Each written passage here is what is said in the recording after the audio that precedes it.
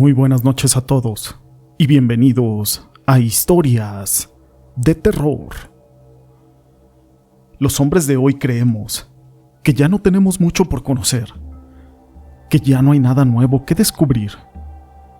Pero en este programa vamos a conocer historias, experiencias, situaciones que ocurren del más allá y de lo sobrenatural. Quizás hayas observado que son colocadas flores en algunos puentes, en carreteras, presas y edificios, y sobre todo cuando estas construcciones se han edificado en lugares muy difíciles o han perdurado a través de la historia. Y no creas que necesariamente es porque alguien murió ahí, sino que podría tratarse de una ofrenda para algún emparedado, es decir, gente que a propósito fue enterrada viva para poder soportar el peso de un puente o de alguna construcción y evitar que ésta se caiga. Estos sacrificios de estos individuos suelen ser por diferentes motivos. Algunos, como les dije, son colocados en los cimientos, pero algunos otros en las paredes. Por lo regular, son casas muy grandes, puentes, muros de presas, iglesias, y todo esto a manera de sacrificio o de ofrenda, o tal vez de algún pacto que hizo alguno de los ingenieros o representantes de esa obra. Y como les digo, todo para que esta obra se pueda terminar y dure mucho. Pero todo esto no es relevante sin una historia. Mi nombre es José Llamas y te presento La Presa de San José. Esta historia fue escrita por Antonio Muñoz Díaz y compartida por Peregrino Oscuro.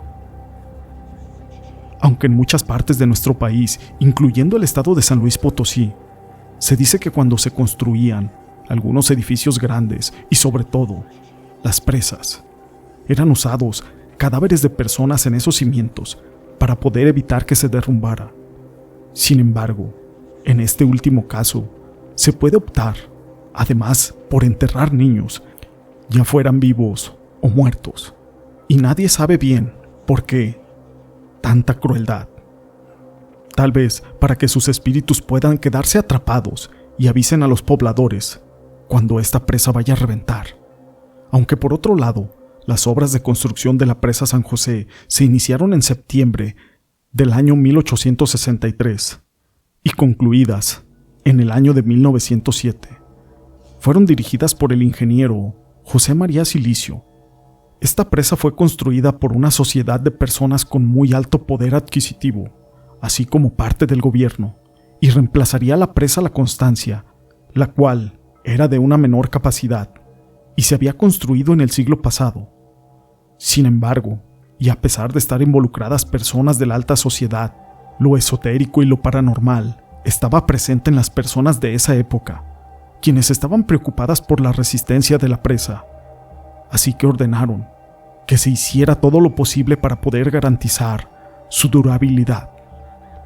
Algunas personas dicen que se le pagó a gente muy pobre por los cadáveres de sus hijos, sin que se les dijera para qué serían usados, pero prometiéndoles que servirían para una causa muy noble.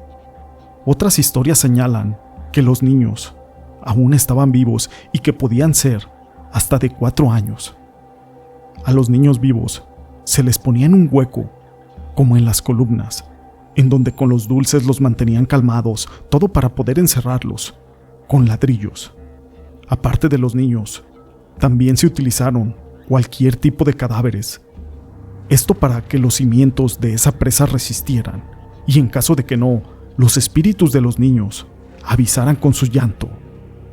Se dice que solo una vez los niños han llorado, y esta fue la noche del 14 de septiembre de 1933, un día antes de que la presa de La Constancia se reventara y causara muchas muertes en la ciudad.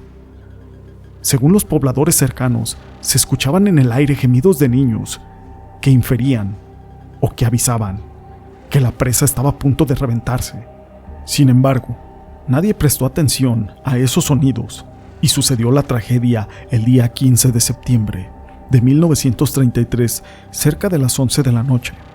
Se cree que el empaderar niños es algo que se hacía desde hace más de 5.000 años y se han encontrado datos de esa práctica hasta el siglo XVII en Alemania. En México no se ha documentado mucho la verdad de este mito, pero se han encontrado esqueletos de personas enterrados en las paredes de varias casas, incluso en algunos templos que tienen más de 200 años, por lo que emparedar personas en una presa parece muy probable. Una variante de este mito señala que el diablo disfrazado de ingeniero se aparece a los encargados de estas construcciones, haciéndoles un trato, el cual dice que si entierran a modo de sacrificio niños en los cimientos de las paredes de esas contrapresas, estas durarán muchísimo tiempo. Trato que accedían muchas veces los ingenieros de estas obras a cambio de poder terminar la construcción. Recientemente, la presa de San José, la cual tiene más de 100 años de haber sido construida, ya presenta algunos problemas, pues grandes cantidades de lodo impiden que ésta cumpla con su potencial capacidad. Pero tal vez sea lo mejor para no retar esas paredes, y actualmente, cuando llueve mucho, es necesario abrir las compuertas de la presa constantemente para poder evitar que ésta se desborde. El miedo de que ésta se reviente ha aumentado en la población conforme pasa el tiempo, y algunas veces se escuchan los lamentos de aquellas almas, de aquellos jóvenes y niños, anunciando que la presa San José se puede reventar. Esta historia la quise compartir con ustedes, pero también hay una construcción que actualmente funciona y que es el Estadio Azteca, y dicen que para poder levantar semejantes columnas que sostienen este estadio fue bautizado con sangre. Cuando comenzó la construcción, como la nueva joya de la arquitectonía mexicana a mediados del siglo XX.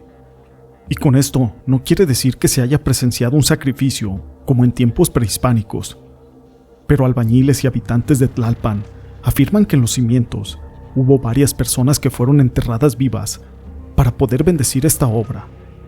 Mario, un albañil de 23 años, es uno de los que ha escuchado ese relato y dice que fue de las primeras historias que le contó su padre, cuando ellos partieron de San Felipe del Progreso al Estado de México para poder trabajar en las construcciones de la zona de Santa Fe, Interlomas, justo en la Ciudad de México. Y es que a pesar de que Mario no lo cree del todo, asegura que la mayoría de los edificios que él vio construir desde dentro, supo de al menos un muerto. A ninguno lo conocía personalmente.